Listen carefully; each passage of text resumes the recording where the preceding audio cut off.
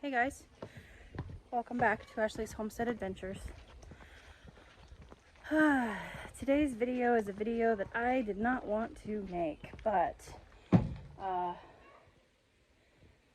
I am gonna get up here in my truck and I'm gonna spread some hay around, and we are going to take Miss Magnolia to the vet today. She has, I don't know if she has injured herself or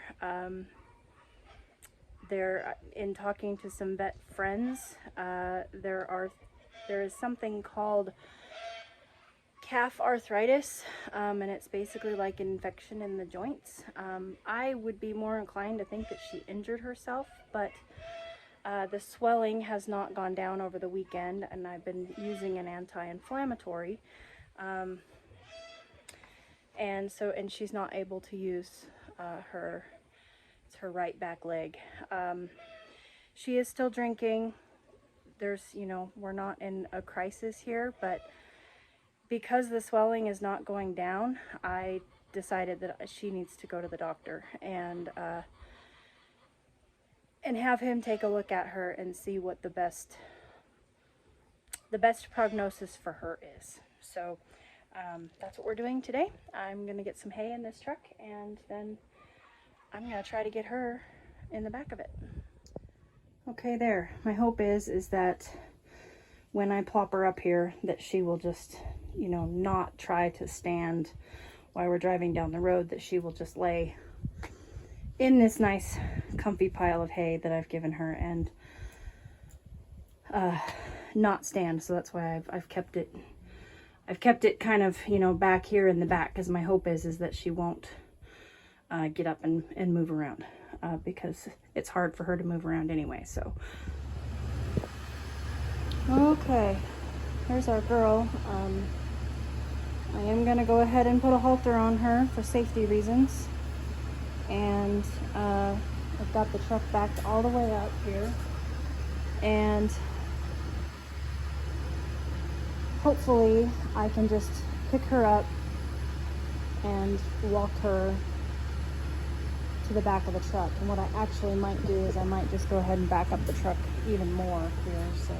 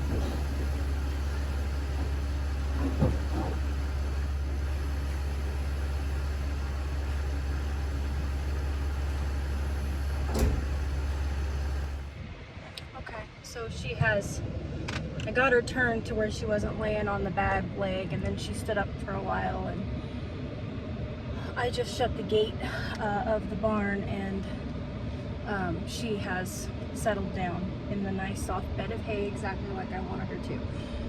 So a couple things on the front end of this will explain a little bit better why I'm on my way to the vet.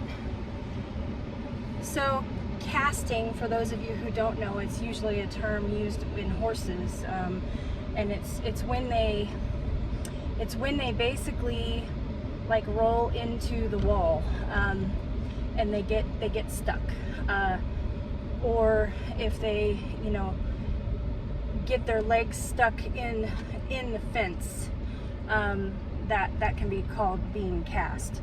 Now I don't know if her running and romping around in her stall, if she got her you know, if she got her foot stuck. There's no lacerations anywhere. And the other question that the neighboring rancher asked me when I called him about, you know, what I could give as a painkiller, because she was clearly in a lot of pain and it was extremely swollen, and it's swollen in the knee joint of the back leg, or the stifle, is what we would call it in horses, which kind of the, you know, the joint that's real close to the flank area there. And I know for some of you I'm throwing out a bunch of words that you don't understand, and that's why I'm trying to explain it to you. He said, was it possible that she was snake bit?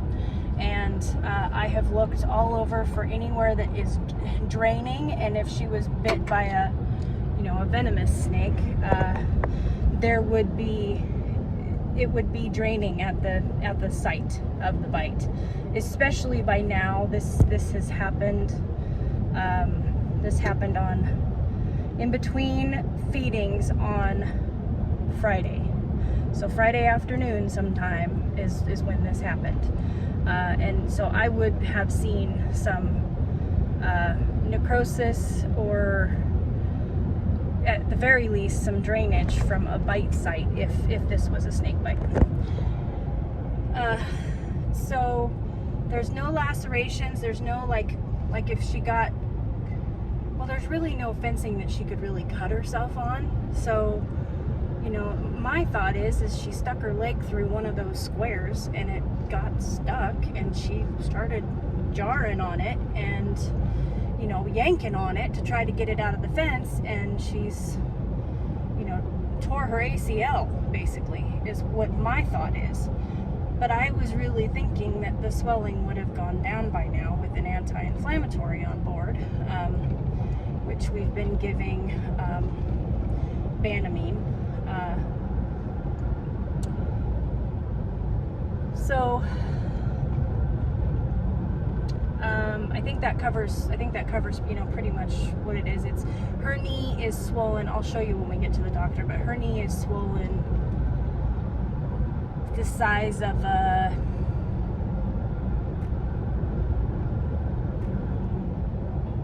softball, and her other knee joint is, you know, only the size of a golf ball. So I mean, it's way more than double what it should be, and there is heat in it, and, you know, so, and we're still battling a little bit with blood in her stool, which that could be from stress. I'm not super concerned about it, but there's a lot against her, and if it weren't for the fact that even through all the pain and through all of this, she's eating, she's drinking her bottle morning and evening, and seems bright. You know, I wouldn't say she's in a good mood. She does lay there and moo, so that's the other thing, is I don't think that the pain medication that I have her on is fully taking away her pain, because she does lay there and moo. And so I think that she hurts. Some people, again, would not show you this, and I'm not, I am here to create learning experience and content for you guys. That is my goal, and so I am showing you this and the steps of all of this, because if it helps somebody else who has a calf with the same problem, then it's worth it to me, regardless of what the outcome is. You know, now hopefully we can just medicate her and she's gonna be fine, but there are some other things that this could be, especially because she's a twin and she's a female to, she's a heifer twin to a bull calf. There are other things that this could potentially be that are ugly, and I would much prefer to know things on the front end. I always try to treat it home if I can. But if this is something that is ugly and she's just gonna suffer until she perishes, and I know that for some, for some people, ranchers, they would just go out and dispatch the animal, and if Mr. Wonderful were home, maybe he would do that. It's painless. There's absolutely nothing wrong with that.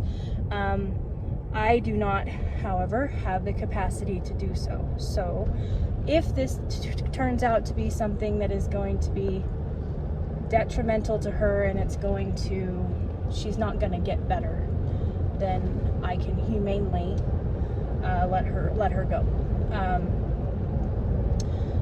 So that is why we were going to the vet. That is why I am showing you all of this content. It is of nobody's fault that this happened, and it's how we deal with it that matters. And so I want to show you guys how I'm going to deal with it, and if you can learn from that, then great. And if not, then you're just coming along on Magnolia's story, which you guys love to do with all of our animals. So anywho, that is what today is. It's not a great day. She's such a beautiful girl, and I'm tore up that she is hurt, and there's nothing I could have done differently that I'm aware of.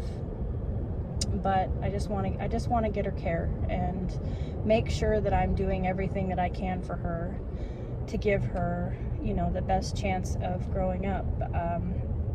Because this is, like it or not, the business side of this is, obviously I love all my farmy animals, and they're like pets when they're on my farm, but they are food.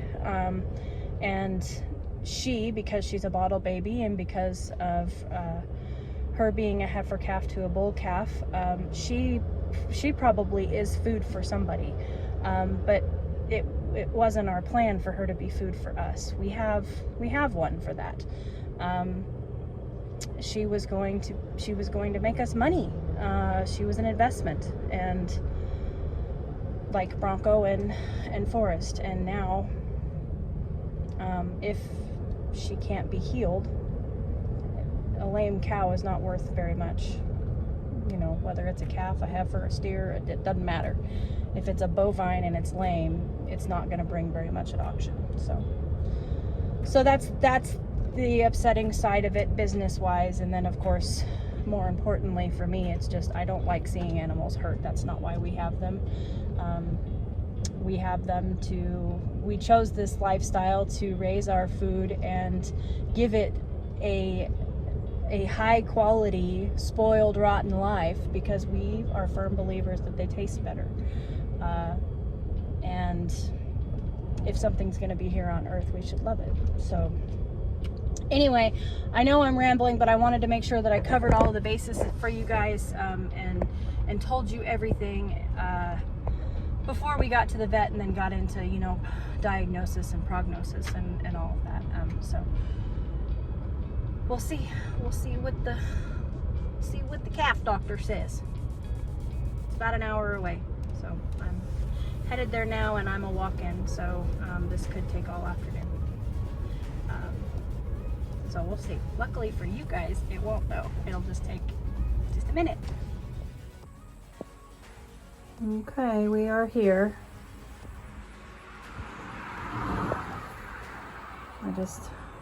We're a walk-in, so we're just waiting for Doc to have a moment to come out and check her out.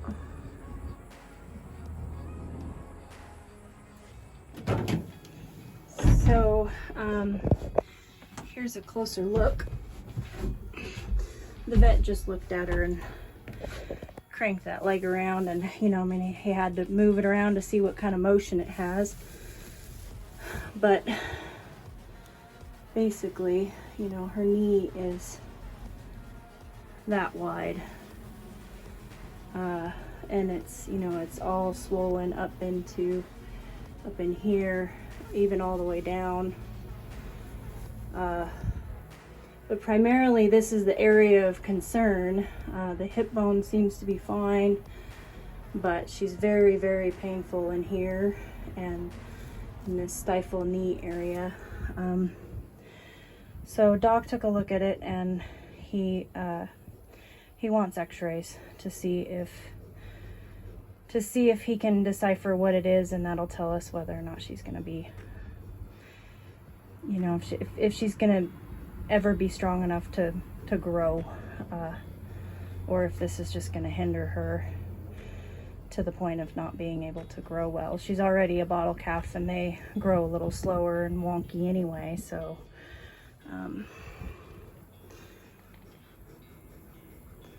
so we'll get an x-ray.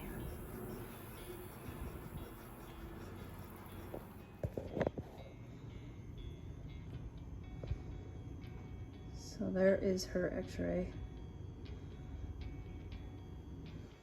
I don't know what I'm looking at, but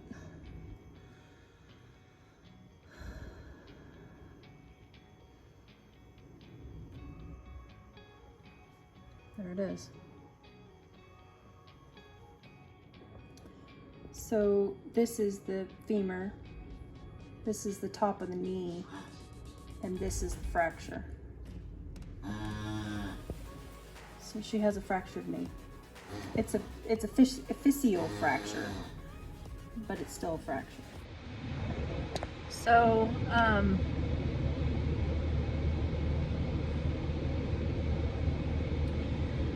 basically the business side of this is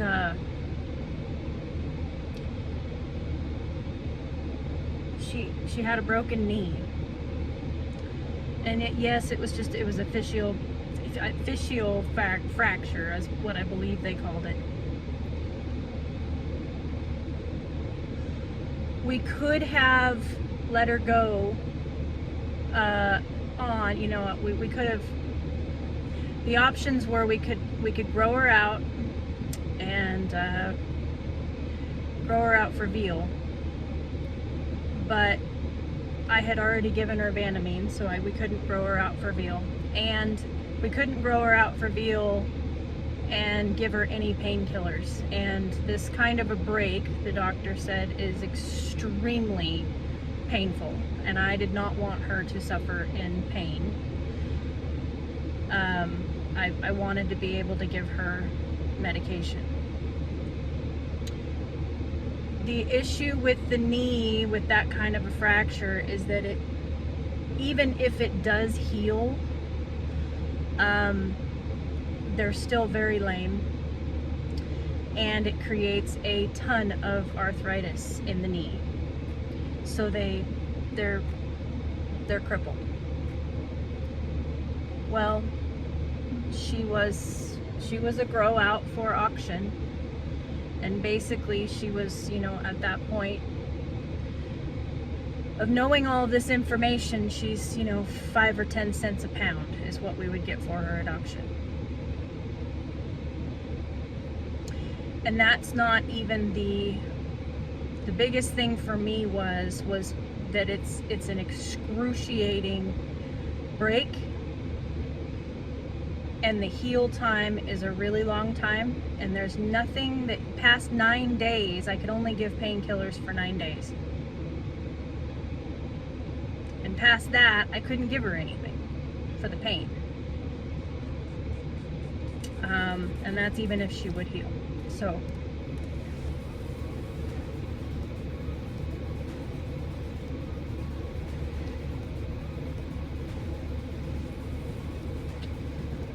long story short, she's gone.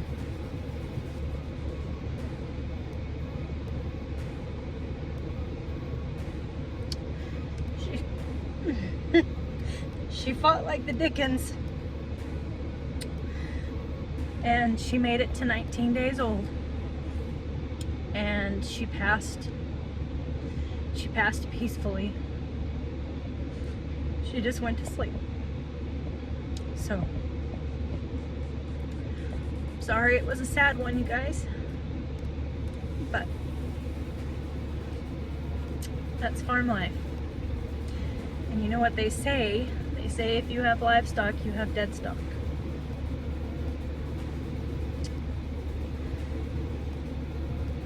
Wasn't prepared for that today, but it's what was best for her. So Magnolia is no longer with us, and that's it. I hope that you guys are having a good day, and I'm sorry that this was a sad video. I'll catch you on the next one. Yours truly.